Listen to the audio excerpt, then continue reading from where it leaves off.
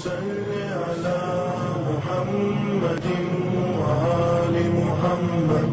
अल्लाहुम्मा सल्लि अला मुहम्मदिन व आलि मुहम्मद। औज़ु बिल्लाहि मिनश शैतानिर रजीम। बिस्मिल्लाहिर रहमानिर रहीम। अस्सलामु अलैकुम मोहतरम नाज़रीन और सामीन। सीरीज़ के तहत आज हम फिर एक नया उन्वान लेकर के आप हज़रत की खिदमत में हाज़िर हैं। सादा टीवी के ज़रिए से आप तक दीनी मालूमात पहुँचाई जा रही है। ज़्यादा से ज़्यादा ख़ुद भी इस्तिफ़ादा करें और दूसरों को भी इस्तिफ़ादे का मौका फ़राहम करें। ये भी एक सवाब जारिया है। जितने लोग भी इस्तिफ़ादा करेंगे आपको भी अजर सवाब मिलेगा और जितने लोग इस्तिफ़ादा करेंगे उनको भी अजर सवाब मिलेगा। ख़ुद उनका इस्तिफ़ादा करने का भी आपको अजर सवाब मिलेगा, क्योंकि आप वसीला बन जाएंगे इस सवाब में शामिल होने का।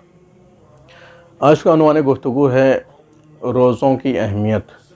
माह मुबारक रमज़ान में रोज़ों की बड़ी अहमियत है। इसको हम हल्के में ना लें, इसको इग्नोर ना करें, नज़रअंदाज ना करें। लोग ज़रा सी बात के ऊपर रोज़ा छोड़ देते हैं, मामूली बात के ऊपर रोज़ा छोड़ देते हैं। बीमारी में ठीक है, रोज़ा छोड़ देना चाहिए, उसमें हुक्म नहीं है बीमारी में रोज़ा रखने का। कोई ऐसी बीमारी है उसमें रोज़ा नहीं रख सकते कि ऐसी बीमारी हो जिसमें नुकसान का सबब हो रोज़ा रखने से। रोज़ा रखना नुकसानदेह हो डॉक्टरी लिहाज से, ख़ुद अपने अक्ल व शऊर के एतबार से, यकीन की मंजिल में हो इंसान के अगर हम रोज़ा रखेंगे तो वो हमें नुकसान देगा। जिस्मानी तौर पर हमारा नुकसान हो सकता है या हमारी जान जाने का ख़तरा है। तो जब कोई ख़तरा लाहक हो, ऐसी बीमारी हो, तो उसमें रोज़ा नहीं रखना चाहिए। जब शिफा याब हो जाए, सेहत याब हो जाए, तो बाद माह मुबारक रमज़ान एक रोज़े के बदले में एक रोज़ा रखेगा।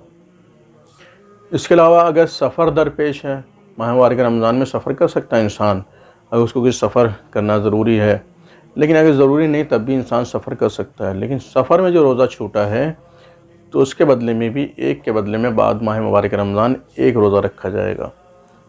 एक रोज़े के बदले में एक रोज़ा क़ज़ा करना उसके ऊपर वाजिब व लाजिम है। तो रोज़ों की अहमियत कितनी है माह मुबारक रमज़ान में, हम इसके कफ़ारे से अंदाज़ा लगा सकते हैं कि कितनी क्वालिटी है माह मुबारक रमज़ान के एक रोज़े की, कितनी अज़मत है माह मुबारक रमज़ान के एक रोज़े की।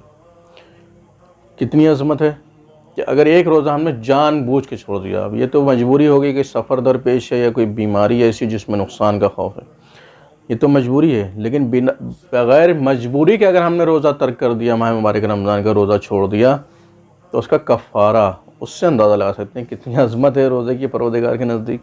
जानबूझ के अगर रोज़ा छोड़ दिया तो एक रोज़े के बदले में बाद माह मुबारक रमज़ान हमें 60 रोज़े रखना है और एक क़ज़ा का रोज़ा रखना है। कफ़ारे के तौर पे 60 रोज़े रखना है। उसमें से 60 में से भी एक महीने के पै दर पै लगातार रोज़े रखना है बग़ैर नागा। इतनी अहमियत है एक रोज़े की, जो माह मुबारक रमज़ान में जानबूझ के छोड़ दिया जाए या जानबूझ के तोड़ दिया जाए, दोनों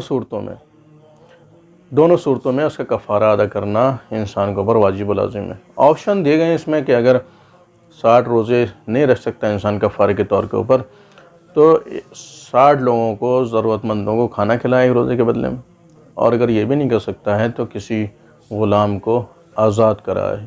ये 3 ऑप्शन हैं जिसमें से कफ़ारे के सिलसिले में, जिसमें से किसी एक के ऊपर भी इंसान अमल कर सकता है। अच्छा, सफ़र में कितने सफ़र के ऊपर रोज़ा कसर होगा?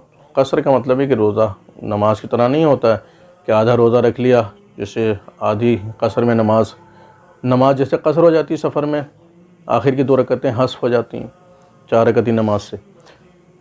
तो रोज़े में ऐसा नहीं है कि रोज़ा कसर हो गया तो आधा रख लिया आधा छोड़ दिया, तो लिहाजा वो पूरा ही बाद में क़ज़ा करना होगा। अब कितने किलोमीटर के ऊपर रोज़ा कसर होता है कि हमें बाद में उसकी क़ज़ा करनी है, सफ़र दरपेश है। अगर उसी दिन वापसी है तो 22 किलोमीटर के ऊपर रोज़ा कसर हो जाता है, यानी आना जाना मिला करके 44 किलोमीटर हो। 44 किलोमीटर एक हद रखी गई है, हद तरख़्ख़ुस से, जहाँ से अपने शहर की अज़ानें वगैरह सुनाई दें, वहाँ से एक हद रखी गई। 44 किलोमीटर के बाद रोज़ा और नमाज कसर हो जाता है इंसान का। जितने हदूद से नमाज कसर होती है उतनी हदूद के ऊपर रोज़ा कसर हो जाता है। 44 किलोमीटर के बाद जितना भी सफ़र हो तो रोज़ा इंसान कसर हो जाता है। अब कब तक कसर रहता है? ये 9 दिन तक कसर रहता है। अल्लाह ने 9 दिन तक छोड़ दिए। 10वें दिन से पूरा रोज़ा रखना है हमें सफ़र में। उससे पहले हम वापस आ जाते हैं तो बात अलग है, लेकिन रोज़ 9 दिन तक गुंजाइश है, 10वें दिन से फिर पूरा रोज़ा रखना है।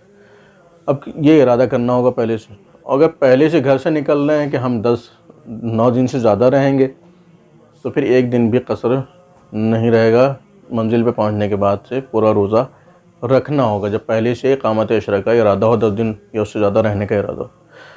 अच्छा, इंसान निकला तो है कि चंद रोज़ रहेंगे, 8-9 दिन रहेंगे, एक हफ़्ता रहेंगे, बाद में जाकर के इरादा बदल गया। आजकल जब तक होता रहे कि आज जाना है, कल जाना है, फिर कैंसिल हो गया सफ़र, फिर कैंसिल हो गया, आना वापस आना मुश्किल पड़ गया, कोई काम निकल आया।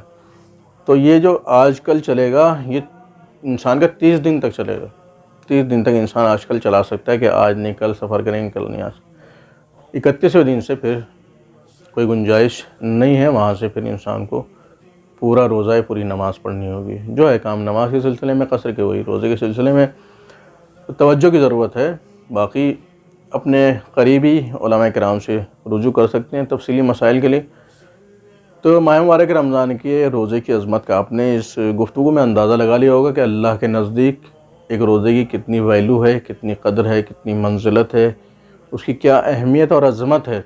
इसके कफ़ारे से अंदाज़ा लग गया होगा। एक रोज़े का बदल 60 रोज़े हैं, या 60 ज़रूरतमंदों को खाना खिलाना है, या कम से कम एक ग़ुलाम को आज़ाद करना है। इन 3 चीज़ों में से किसी एक को बतौर कफ़ारा अदा करेगा इंसान। उम्मीद है कि नाज़रीन इस्तिफ़ादा करेंगे और दूसरों को भी इस्तिफ़ादा करने का मौका फ़राहम करेंगे। व आखिर दावाना अल्हम्दुलिल्लाहि रब्बिल आलमीन।